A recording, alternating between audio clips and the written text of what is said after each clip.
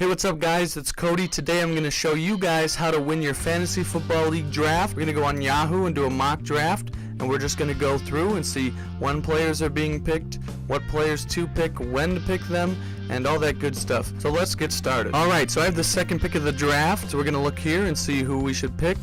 I'm expecting Todd Gurley to go number 1 because he's the number 1 ranked on this website, as well as I've seen a lot of people pick Todd Gurley number 1. So it looks like this guy took Ezekiel Elliott number 1. Now that's fine and dandy. You could pick him number 1 if you think he's the best. If you look here, the top 10 players are mainly running backs and the rest are receivers. So that should tell you right there that you should be picking either a running back or receiver to start.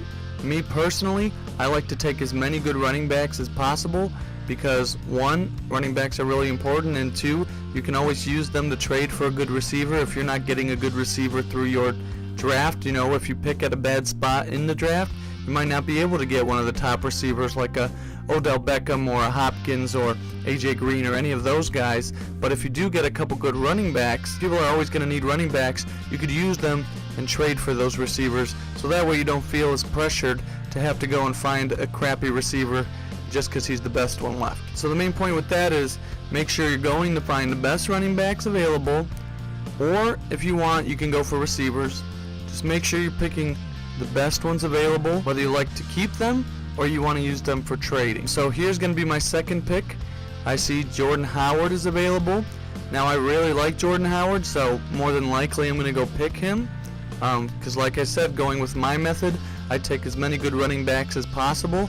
This is a 12-team draft, so players go pretty quickly. So I see Jordan Howard here, and I'm just going to check who's there because I have a pick coming up next. There is Stefon Diggs, who I'm really looking forward to maybe getting. And there's only a pick in between my pick right here. So I'm going to go ahead and take Jordan Howard, and I think he should still be there when my pick is taken. And the guy after took Travis Kelce, so there we go. I got 2 of the main players that I wanted, Stefon Diggs and Jordan Howard. So that's good. Now we're back in the same situation. I'd like to get another running back, but I also see Chris Hogan's there, and Chris Hogan should have a pretty good year with the suspensions on the Patriots. So now I have to decide between the 2.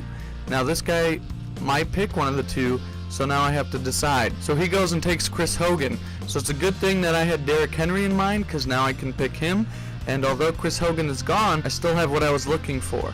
I didn't get a top receiver. Chris Hogan is not an Odell Beckham Jr., so there's still a ton of options at wide receiver that I can take that are similar to Chris Hogan, so I shouldn't be too worried about that.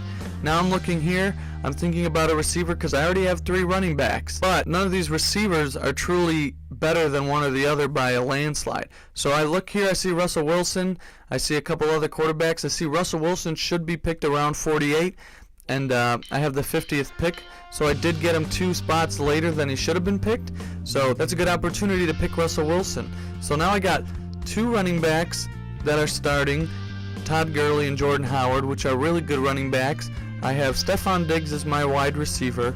I have Russell Wilson at quarterback, which is really good. He's usually great in fantasy. And I got Derrick Henry as a flex, or he could just be on my bench.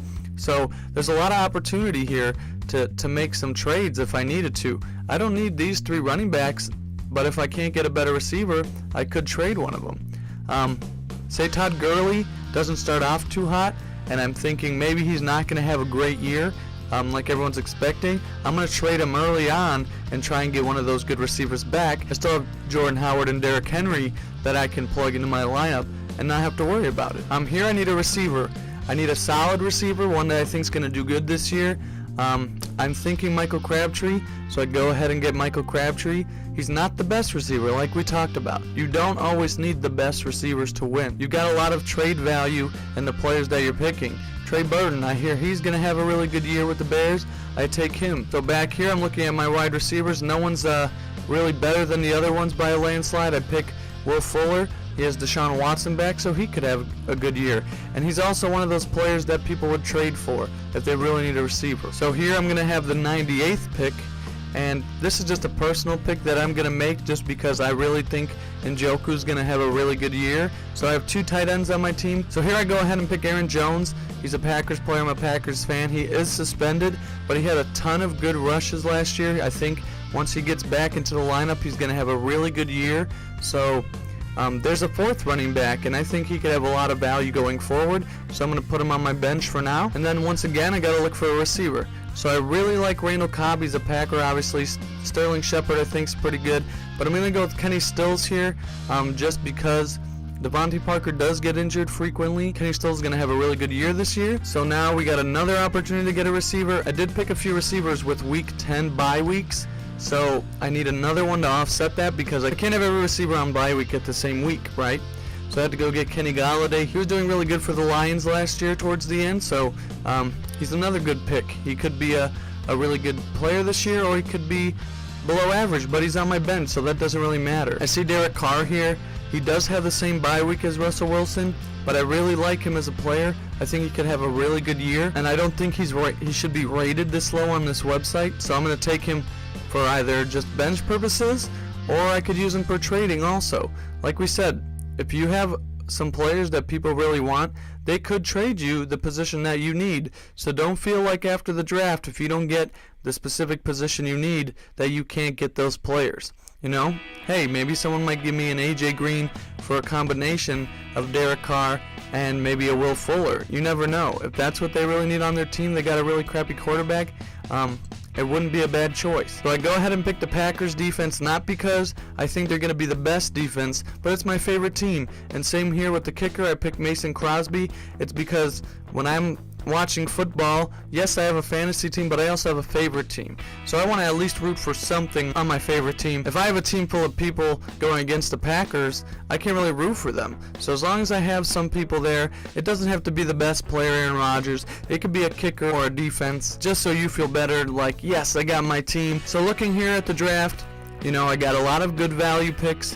I got the positions that I needed. They're not all the best players in the position, but they're mid-level to above average, and that's all you really need. You can't have a team with all the best players on it unless you make a ton of trades and your league's going to go to crap. Yahoo, after the mock draft, will send you an email telling you your grade. I got an A because I had a pretty good draft, and they'll show you all the picks throughout the draft. So they'll show you round by round the players that were drafted, where they were drafted, when you drafted, the player you drafted. You can just go through there and use it as an example for when you do your draft, or just to keep track of where you see players getting drafted. Right here you see that not many quarterbacks were taken till the 4th round and onward. So that would probably tell you that, hey, let me wait until the 3rd round's over, see if my quarterback's still there, and then make a decision.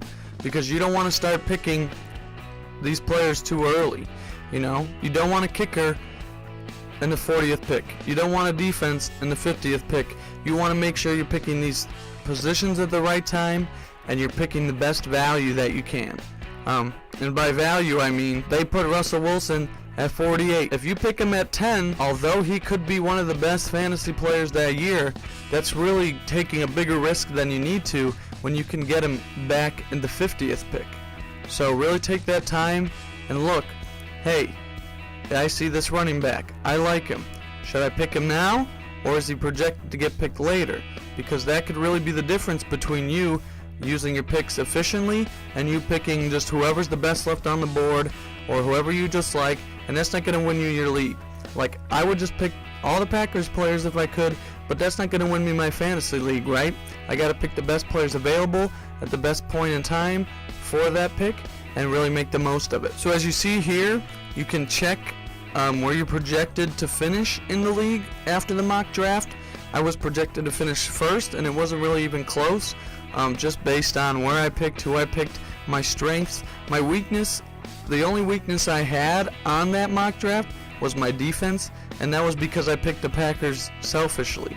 So if you follow these tips, or take anything from this video, I think you guys can have a really good fantasy season, barring injury. Thank you guys for watching.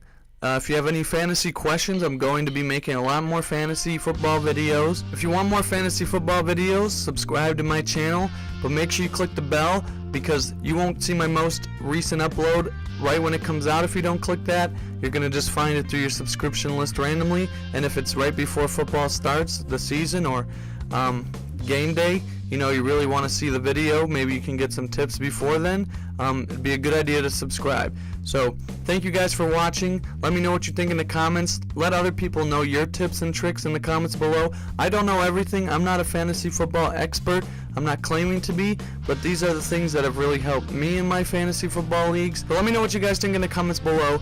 Don't forget to like and subscribe, and I'll talk to you guys next time. See ya.